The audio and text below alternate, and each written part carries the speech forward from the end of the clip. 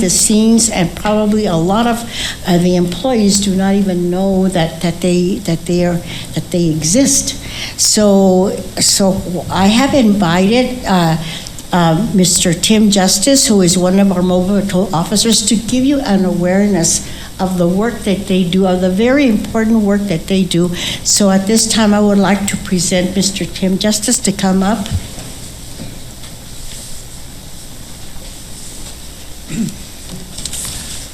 Good evening, good afternoon. Can you bring the mic up? Oh, There we go. I'm usually not used to having to need one of these. Is that okay? Yes. Yes. Okay. Mr. Irma has said that I am, my name is Timothy Justice. I am one of the current Mobile District Patrol officers, and we're here today to tell you roundabout what we do and what we do for our district and what we do for our people. Many of you have seen me looking totally different in a uniform that, like the superintendent did not even recognize me. He's just used to seeing it. So I recently found out that there's a large number of members that have no idea we even exist. And part of the reason is for that is that we work out of the public eye. We start our shifts about 5 p.m. and we end them at about 5:30 a.m. So definitely we're out of the public eye. We're not with the parents, not with students. No one really knows that we exist. So what we do for our district and for our people is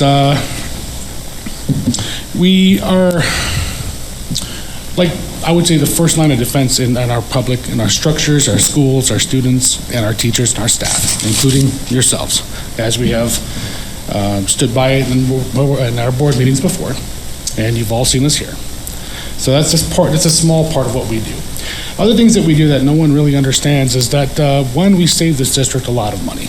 We're not just in fancy cars, wearing pretty uniforms, running around, doing things that look like, what are we actually doing? So for the most part, what I'll tell you is this. We run a 5-man crew.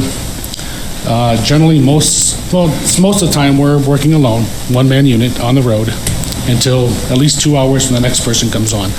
Our shifts are staggered that way because we are short on staff. There's only 5 of us. We do have openings for 2 more additional officers, which we hope will be filled quickly. Personally, I'd like to say we probably need 3 more on that for a total of 10. That way, none of us are on duty by ourselves without someone there for backup. Pardon me. So what we'll do is we'll go through one of our first lines of what we do each day.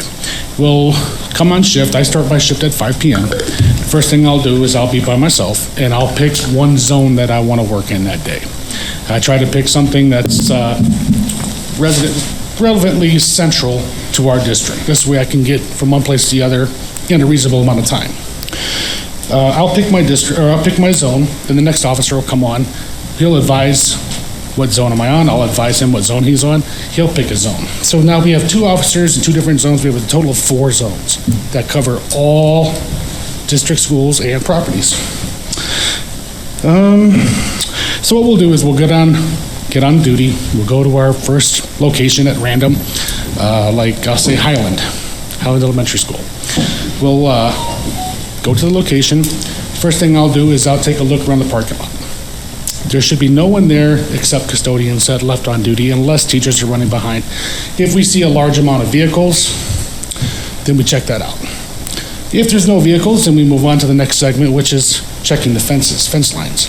Make sure that everything's secured, no vagrants or homeless or anyone that's not supposed to be on property or not on the property.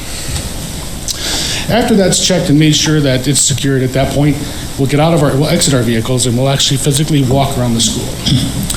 In that physical walk, we touch every door, we pull every door, we look at every glass window to make sure there's no damages, no signs of breaking and entering, make sure that everything is secured. Then we'll move on to the next school or location that's in our district, that's in the zone that we've chosen. The flip side to this is we are also alarm response officers. So our primary function is the alarm response, whether it being an intrusion alarm or a fire alarm. Fire alarms are pretty self-explanatory. We'll get to location, we'll look, we don't see any smoke, Okay, so then we'll kind of look around, make sure there's no heat, things of that sort. Usually the fire department is already there. At that point, we're helpful to them because we are key holders. If they can't gain entry by the door, by the lock box, then we'll give them entry. Usually everything is working out really well. There's no fires, so we move on. Our intrusion alarms are a little different. What we do then is we are dispatched through the district phone from the alarm company that tells us this location has a burglar alarm. Same thing as our random patrols. We'll get there and we'll look around, make sure everything looks good. Fences aren't knocked down, doors aren't hanging, windows aren't broken. Everything looks good. Then we go inside and we get on the keypad and we basically will turn the alarm off. And then we'll do an inside walk around the complete school on the inside. Find no one there, we're good. Then we'll go to the outside. Check every door to make sure that no one has gotten in there that we haven't noticed. So that is basically what we do for this district.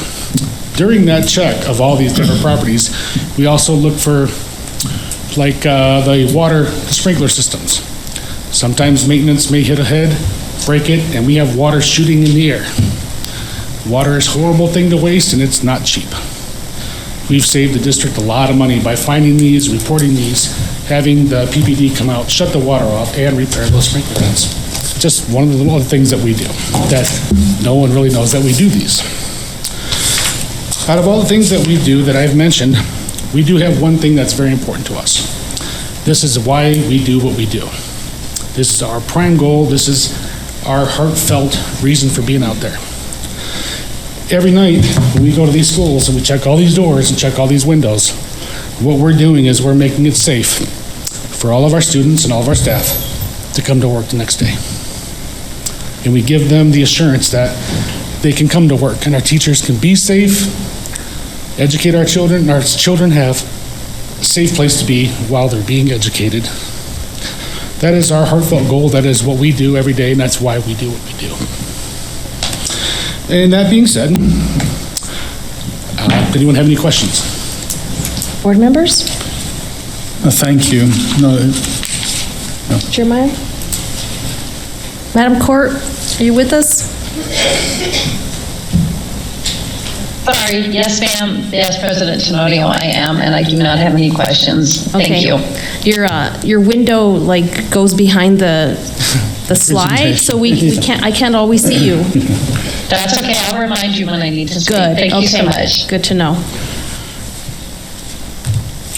Thank you for the opportunity. Thank you. Oh, one other thing I would like to do is I'd offer an invitation if anyone would like to come out with us for a couple hours a day and see exactly what we do.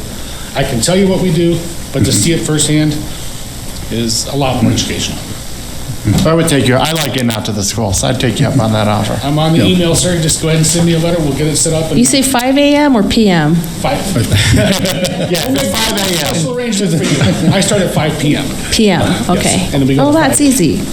Well, see, I'd rather have you come out around 9 p.m. when the city wakes up. But no, if anyone wants to come out, ride, I'll definitely take a ride.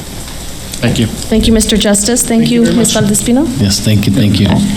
Thank you very much for your allowing him, Mr. Justice, to share this with you. And I would like to point out that the officers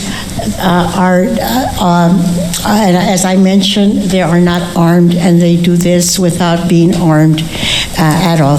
I just want to make that point again. And Mr. Justice, he comes with a tremendous amount of law enforcement experience. I'm not going to mention it because the last time I did, I think he got a little bit embarrassed, but he is from Detroit. That will tell you enough right there. So, Me too. We're going to have to schedule that. Don't put them together. But anyway, thank you very much again, and I would like to personally thank Mr. Justice and the rest of the Mobile Patrol officers for the service that they do for our district. Thank you. Thank you, Ms. Valdespino.